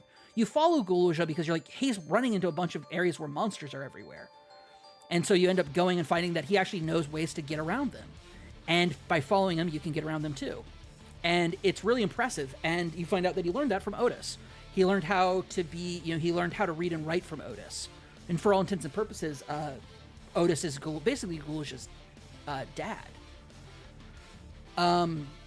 It leads to this entire thing where Gululja overhears Wukalamat say, I have to get revenge for my father. I have to kill, I have to fight Zorolja, and I know if I fight him, it'll be to the death, because he won't accept anything else. He won't stop until he's dead. She's worried that, Gululja hears that and thinks that, realizing that she's his aunt, she goes after him, and they end up meeting and bonding and becoming very close. And it gets to a point where they're very close, and they've begun to bond, and she reveals that, I'm your aunt, I'm your father's sister. You only have two people who look like you. There's you and Zorolja. Obviously, there's a link there. There's no information given about the mother. They might in future content, but who's to say? It is also entirely possible that he's a test tube baby, basically, born from. Because whether or not Gululja can have natural children is also a question. And who knows to say he was even knew about it. It's possible that Gululja didn't even think about having an heir, and then somebody did it for him, being hey, yo, check this out. We don't know yet. But you confront Gululja and Sphene, and this is where you find out that Sphene feels like she thinks, oh, if I get Wukalamat and Zorolja to come together, then maybe we can find a peaceful way forward. And Zorolja just reminds her, there's no peaceful way forward. You're going to need her people's souls to save your people, to power the memory banks for your people. You don't have, there's nothing for you to, for us to have peace over. And I can't have peace with him because I've killed our father. The die's already cast. There's nothing you can do about it. And so Sphene decides to remain in her allyship with Zorolja, and it feels like a very big betrayal in this moment, this very big and inevitable betrayal. So you have all of that going on. Gululja comes up and says, "Father, why would you, please stop, Father?" And Zorolja's just I'm not your dad, and punches Gululja. It's not cool. It turns out being called dad triggers him really badly. Eventually you find out, he is actually Gululja's father. And we find out later why he abandoned him, why he let him, why he's never claimed him. And so you have all this going on. Otis comes to try to save Gululja, and being the king of Resolve, Zorolja has total ownership of the military, including this old outdated bot. And so he commands the bot to follow his orders. And he's listen, if I'm going to do this now, it turns out our plan is spoiled, because they try to do an invasion. It doesn't work. They're fought off by a combination of an allyship with Vitra from Razatan, and other the races coming together and fighting back. It's a very cool moment. So, awesome cutscene. At the same time, Zorolja's well, I need souls for my military, so if I'm not going to get them from them, I'm going to get them from our people. And so he goes and starts massacring his own people. And it's wow, he is truly gone too far. He is truly far gone, rather. He's already gone too far. He's now far gone. It's too much. Even for conceptually, whatever. He's now massacring his own people. He's not a good king. And you end up going on this, then you ally with Sphene to save her people. Otis sacrifices himself to save Sphene. It's a very big to-do moment where it turns like Sphene doesn't remember Otis because she wouldn't. Otis isn't part of... I mentioned earlier, Sphene is not actually Sphene. She's an amalgam of people's memories of Sphene. And so she knows the people who have lived while she's been created, but Otis was part of the process of creating her memory to base her AI off of, basically. And so she has no memory of Otis. And it isn't until like going through the data banks, like going through it, it's like, oh my gosh, Otis, yes. Like going through Sphene's memories, which they preserved, and finding like the sliver that exists still of Otis. And that makes her resolve. She goes, I have to save my people. And this puts her diametrically opposed to Wuklamot. But before we can deal with Sphene, we have to deal with Zoralja, because he's going to be absorbing all the souls.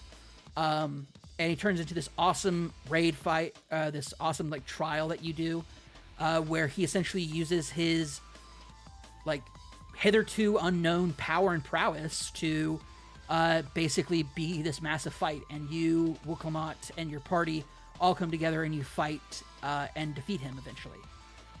And as he's on his death, this is where like Zoralja goes from being a B tier to an A tier for me. And this is where kind of like the complexity of Zoralja kind of like not unravels in like it falls apart, but rather the last thread is pulled and finally everything about Zoralja is laid bare. To be the resilient son, to be the heir of Galul Jaja, to have this for his entire life, these responsibilities and expectations hoisted upon him, to come up with a solution for that and how he can surpass his father, only to basically be denied it.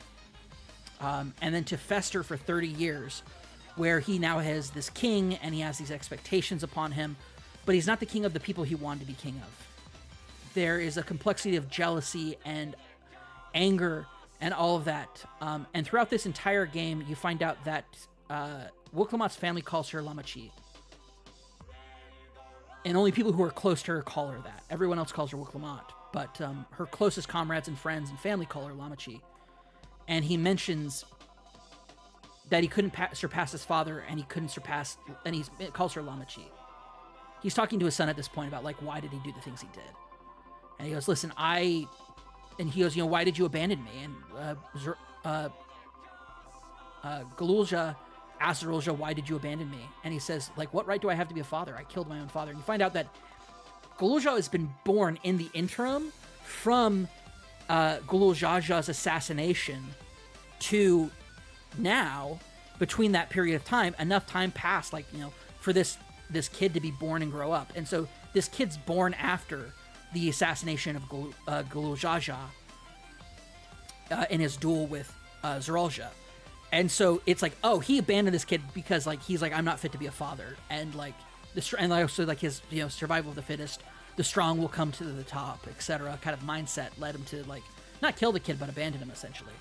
And he says, listen, I'm not going to, like, I have nothing to give you except that which I got. Like, I received no inheritance. I can only give you what I gained by the sweat of my brow.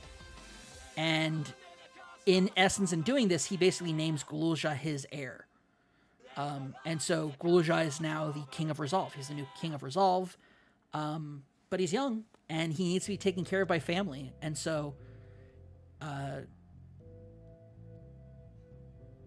in doing this in this entire moment, the key that kind of like is the thing that lets the worlds merge together is taken by Sphene into what was essentially a wormhole that was the cause of the distortion of space and time. So it turns out the barrier itself was not the distortion of space and time, but rather the wormhole above was. And when that goes away, the distortion goes away as well. And all that's left is Section 9, and all this new Alexandria is now, for all intents and purposes, been merged completely with Theris, but the rest of the world that it came from has not been. So you're like, okay, well, how do we chase down, like, she can open a wormhole anywhere and do this merger. Like, how do we stop her from doing this? you go back to the gate of the Golden City, and you find out the Golden City is the memory bank area in the ninth reflection. So you travel across this, like between stars, to the ninth reflection by going through the gate of the Golden City, and you go to the Golden City, and it is a massive theme park, and it is FF9 themed to the brim. It was it's an amazing area, and it's where the memories of these people continue to live their lives. And you find out that because of redundancies and power issues and everything, but also you find out Sphene was not picky about who got to become memories. Anybody who was a New Alexandrian, anybody who had one of these things on their heads could become part of these memories and live forever. And this is part of the theory and beliefs of the people in the ninth reflection, who believed that memory is how people survive. So they didn't believe in the live stream or anything. They believed that that's how people survive, through memories. So they had the twisted idea to keep memories alive forever. This is where my problem, this is where it is not a phenomenal game or expansion comes from. This is why my initial take on the content of, like the launch content of Dawntrail, is like an 8 to an 8.5. In Shadowbringers, in the post-launch Shadowbringers content, you find out that to get your friends back from the first, you have to put their memories of their time in the first inside of a crystal, and then you, as the Warrior of Light, take the crystal to the source, and then that is imbued in their bodies that are on the source, and that saves them and allows them to be saved and transported back home. The people who put this together are Ishtola, Graha, and Alphino. All three people who help you at the end of this game dealing with this, including Graha being with you, the architects of that entire scheme, are encountered with a difficult decision to essentially shut down all the memories, killing all of these people's memories, or letting, like not doing anything and letting the merger happen. That's how it's framed. And this is why this character now goes down to a D tier. Erenville's mom, I wanted to like her, but she's like, hey, commit memory genocide or else. And it's like, we have the solution. We used the solution. The solution has been done before, and it might help the memories of these people get back to, like reintegrate into the live stream, maybe. Who knows to say? Or maybe they don't have to. I guess maybe now I'm thinking about it here. Now comes to the crux and why there's some like difficult writing stuff here, because are these memories the same thing as souls? No, they were separated from their souls, which when somebody dies and they go to the live stream is what already happens. How do you balance this? Also, why did nobody just take a digital record of it? I don't know. It's frustrating, and it's a bit like, hey, maybe we have a better way of doing this, but we didn't. And then it leads to the end game boss fight, which is fine. Like, it's okay. I don't think it's up there with like the End Singer or like, Hades, or like any of the big kind of like, like end game trials from, certainly not the same. I would probably put it around the same rank as Shinryu from Stormblood. Would not put it up there with Ultimate Weapon, and would not put it up there with, Hades, or it's certainly not up there with Endsinger, which is like, those are spectacles to behold. Certainly not up to par with those. But it's still good. And then it has a weird ending where Wuk-Lamat shows up, because you do this trial with like other player characters, other players. Wuk-Lamat shows up and like saves the day weirdly in a way that doesn't make any sense, but she does, and it's like, okay, well, that happened. And then you finish the fight, and you say goodbye to Sphene, and that's kind of the end of the game, the base game.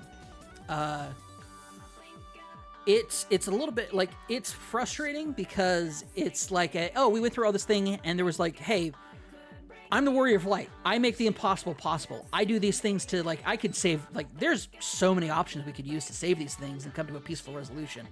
But nah, I gotta fight this giant boss fight. I gotta fight this thing where I was digitized, my soul was digitized and I was put into there. and it's a whole bow. Anyway, it's not great. The last section kind of like falters a bit, and kind of keeps that last area from being really cool to being very sad and depressing. That's it for the story-wise. Like, we already slaughtered all these characters. S tier, obviously, Gulu Jaja, Aaronville, still my homie, still my buddy, still my best bunny bro. S tier, Kryle, absolutely adorable. We find out, by the way, Kryle's history with this is she's actually from the 9th. Her parents were scientists who disagreed with the whole soul project, and when the other people found out that she had a skill called the Echo, they wanted to experiment on her. So they sent her away to, they activated the gate, or they were trying to activate the gate, and it isn't until Galuf and Gulu Jaja, Gulu Jaja asked for Galuf to come from Charlian to help him out, and doing so, they're there when the portal opens after, Galuf tries to, inspect it. The portal activates on their side after he does that. And it turns out the portal was trying to activate on the other side. That's why there was the need for him to come there in the first place. And they gave Galuf a baby and an earring. Turns out the earring had the code to activate the gate from their side of things, so they didn't need the merger key. But you also needed the king's permission to do so, and that's where Guluja came in. And that's where you find out that Guluja was left to be the king of Resolve for New Alexandria, which is something he has to grow up into. And it's something that he has to kind of spend his time between Tural and New Alexandria and really learn the ropes about leadership. And that'll be his future stuff going forward. But he's a sweet baby boy. And if conflict ever comes, I will side with New Alexandria. I will protect him with my life. I love that baby boy so much.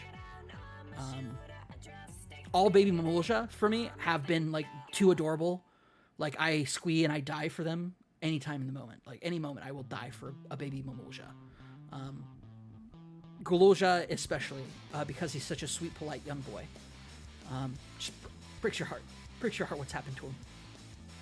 But he's found family now, and he's actually really happy, and he's crying, and he cries happy tears because he now has a family with his aunt and his uncle. Kona, who's what the hell? And then he also this is a problem too. Kona should have been there when Zeralja dies, because you have this moment where you realize that Zeralja, up to this moment, Zeralja's not really give any real headway about how he felt about his siblings, until you find out that in his fight with them, there's a cutscene where he powers up, and doing so cuts down his family, cuts down his son, cuts down all of that, and mental imagery basically of what's keeping him from becoming this massive, powerful monster. Turali Vidral, for example, basically becoming the mutated beast that's outside of the evolutionary scope. And as the Viper, you have to kill him and hunt him. Just realized that's actually a really cool parallel. I digress. But yeah, you have this happen, and he calls. So I mentioned Lamachi earlier. Zeralja, as he's dying, calls Wuklamat Lamachi. I actually think I did cover that. Never mind. Sorry. But yeah, he calls her Lamachi, and it's a very beautiful, poignant moment where, it's this very beautiful moment where Zeralja is but Zeralja also doesn't say, I regret anything. He basically says, I regret nothing. I die a king. You just proved that you were right. I was wrong, sure, but I regret nothing. I could only, if I did not do what I did, I would not be the resilient son. This was the path that was laid out before me, and it is the path that I followed. And I have no regrets. I have things that I'm sorry about, I have things that I'm sad about, but I do not regret anything. And he owns it. He owns his atrocities, he owns his crimes, he owns everything. This is not a moment of I wish we could have talked more, maybe you could have it's no, he was committed to his goals, and he was going to achieve them no matter what. And you had to stop him. And I think that's one of the things I like about him as a villain. It's something I very much liked about Xenos as a villain, is that... And Emmett Silk, and really my favorite Final Fantasy XIV villains are villains who... It's not necessarily villainous, it's that they are committed.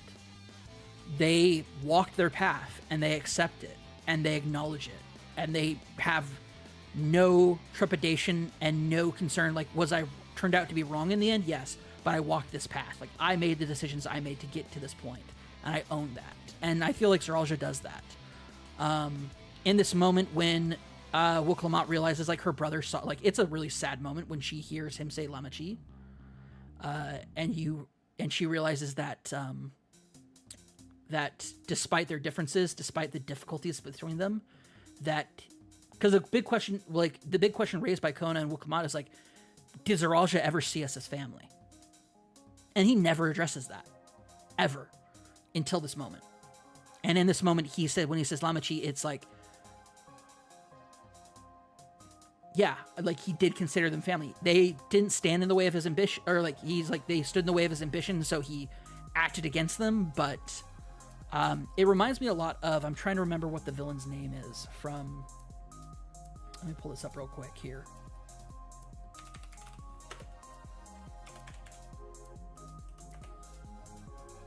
Vayne. I was like, it's not Varys, but it's Vayne. Vayne Caritas Solidor. Very much reminded me of Vayne as like a villain, in that somebody committed to their goal,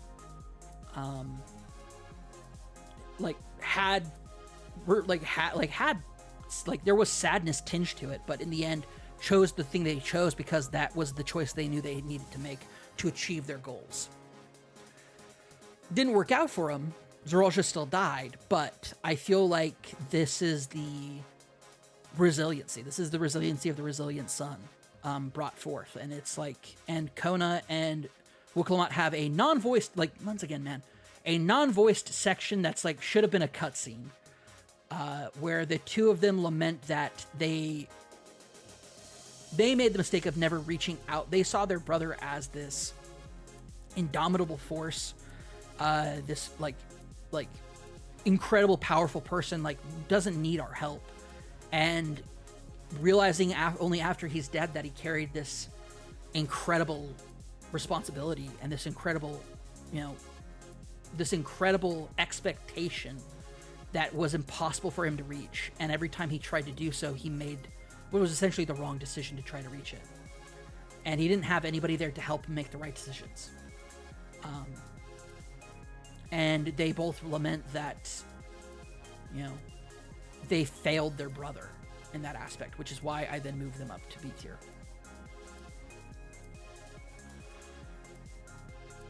This is really where, like, I see that fact that that scene is not voiced is tragic. It's so tragic. And there, like, this resolution of, like, the result of it being that these two now have a responsibility to help raise Galulja and give him the aid and help that he needs, give the help and aid that they never gave their brother because they didn't think he needed it. This is the fact that, like, it really is like once again, I don't know if I still have this meme up, but I'm going to pull up this meme again.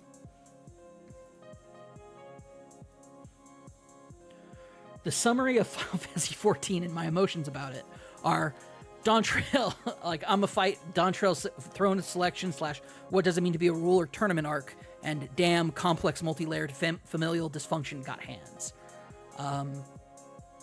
It's very much that, like, it's very much that aspect of it. It's difficult, it's tragic, it has, like, Shakespearean elements to it, and I think that's the part about this that really shines as far as Dawntrail's story goes. I mentioned earlier the 2 dungeons that launch, like the 2 level 100 dungeons that are immediately available after the MSQ, are one where you're going through, like, an archaeological dig for to find out that there was a civilization that was there before the Hakyue. Yeah, the Hakyue. Before the Hakyue were there was another civilization that was there. And it's like, okay, that's teeing up probably some future stuff for that. Turns out in the memory bank of New Alexandria, I forgot what they actually call that area. I'm going to pull this up real quick and find out what they call that area. They call it Your Mom's House. No, they call it Living Memory. Overworld Living Memory. Oh, the Overworld is the Living Memory. Sorry, that's what it's called. Yeah. Yeah, that's it. So basically it is, yeah, you go through a living memory, which is, it turns out that when Sphene needed to conserve power and did a merger that failed, it consumed these other sections of, like, other parts of the memory world, the world of, what was it called, the world of memory? Living memory. And it consumed those parts of it, and so those had to be shut down. Well, they've been reactivated, and so you have to go through, one of them is like a spooky theme park where like teacups and everything are possessed. It's like fighting through Disneyland, which is great because part of my complaints about living memory is you don't do a lot of fighting in living memory. There's a lot of talking to people and doing boring quest stuff there, which is like, whatever. You're committing genocide to them anyway. Why do we have to learn about them? I'm joking. There's a great like throwback to Final Fantasy IX and the play scene that is not well done. But yeah, overall, I think it's just like, it's absolutely fantastic in the way that they kind of end things. This is also, however, at the end of the MSQ is also where we get like the worst song. Like, I don't know what happened. Like, it is, I don't know if it's just because everything else in Dawntrail's music is so top tier, like best of the best, that this one song is like mediocre and I hate it, or if it's just absolutely atrocious and I hate it anyway. It's like a bad ripoff version of We Are the World. I do not care for it. That being said, it's the only bad soundtrack like song that I heard. It's the only bad like score. It's the only bad one. Actually, the score's not bad. It's the vocal component of it. Like I mentioned, it's like a bad ripoff of We Are the World. It's just not very good. It's called Smile, and it's like, I don't like this. It's not good. Moving on though, from that, the 2 dungeons are great, and then for the raid section, the raids are really awesome in that you're basically this arena that was essentially like shaped like a giant hard drive. Not a giant hard drive, sorry. It's like a graphics card, like one of those super graphics cards that has like 18 vents attached to it. It comes alive, and it's like, oh, this is like an arena. The arena are 4 different fights, 4 different essentially like trial fights that are like, oh, I'm sorry, I shouldn't be calling them raids. They are trials, but they are top tier like fights. I can't recommend them enough. I think the first one is a little weak, but she becomes a character that helps you throughout it. She becomes kind of like your ally in the arena. I mentioned up at the top that there's like, it has like a whole like UFC, WWE type feel to it, where you're climbing the ladder, getting like, you finish up your first set of fights, and you basically become the light heavyweight champion. And now you're gonna, like, the next ones that are gonna be coming out are gonna be like, you're gonna become the cruiserweight champion, and then you'll go for the heavyweight championship. Your goal as a player is, if you become the heavyweight champion, you can take these souls that are basically just being used like garbage, like, you know, reused, like being used for entertainment purposes, and let those souls go. So basically you're trying to save these souls that also have simulacrum attached to them. You're trying to save all these souls from being used in the arena in this way. You're trying to change the arena. The arena's up and running because they want to bring happiness and joy to people after Queen Sphene's death. It's a whole like thing about like the New Alexandrian, focus on the New Alexandrian culture, particularly their fighting and arena culture. And it's really, really good. The fights are absolutely solid, and I'm very interested in seeing where that goes. Turns out that using Beast Souls, the kind of like when the thing turns red, turns out that shortens your lifespan really badly. And so it's kind of like a mystery of like, well, what happens to the people who fight for too long? They're supposed to retire by 20, but does that really happen? It's all really, really cool stuff, and like, I can't wait for more of that content coming forward. I'm really excited to see what the raids are going to be. No idea what those are yet. I don't know if there's been any rumors yet about them or not. I haven't checked on it, but yeah. Overall, once again, I am giving Dawntrail talking it over, like, I really waver between 9 and 8.5, but I think I'm going to, because of the post-launch, or the post, not post-launch, but the stuff that you play after the post-MSQ's content, I think, bumps it up to that next notch of being a 9. So, yep, it's a 9 out of 10 for me, so I'm just going to go ahead and call it there. Thanks so much for watching. Yeah, this was a very different kind of stream. Nobody showed up, which is cool. I don't have any questions to answer, which is fine. I think I've been going on this so long, I don't think there's anybody who has any questions left for me. But Yeah, it's been absolutely fantastic. I really appreciate anybody who stops and watches this video. I don't imagine it will, based off of how kind of chaotic it was, I don't think I will be doing another one. But it was fun. I hope if you watched this, you enjoyed it. If you did, go ahead and hit that. Let us know in the comments. Hit that subscribe button, ring it, ding, ding, the notification bell. But that's it for me here. As always, I've been your good friend, the Good Reverend Cameron Abbott. You can follow me on Twitter, Instagram, anywhere else at REVCABBOTT, at RevCabot on all platforms. You can follow us at That Nerdy Site on Twitter to also know when we're going live, or when we're launching our podcast and stuff. Speaking of podcasts, Let's Plays, everything else under the sun, we have it here on our YouTube channel. Feel free to go ahead and check that out. We have our podcast feed up with our YouTube page as well. So however you want to consume our content, it's there. That T Plus show is where we go through and we do we review a piece of media from that from Disney Plus, and we review it. We have recently Deadpool 2, Logan, The Acolyte, a couple others. Coming up this August, we're going to be doing a bunch of 90s films that are now on there because Fox got Fox Entertainment films from the 90s, including Camp Nowhere, Heavyweights, Rookie of the Year, some really classic 90s teen films. So, come see, watch those if you see them on Disney Plus.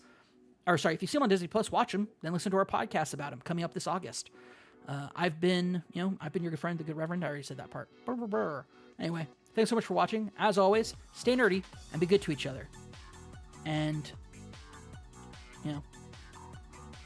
I was gonna say like think, listen, feel, but I don't think that's the phrase. Anyway, yeah, thanks for watching. Stay nerdy, be good to each other.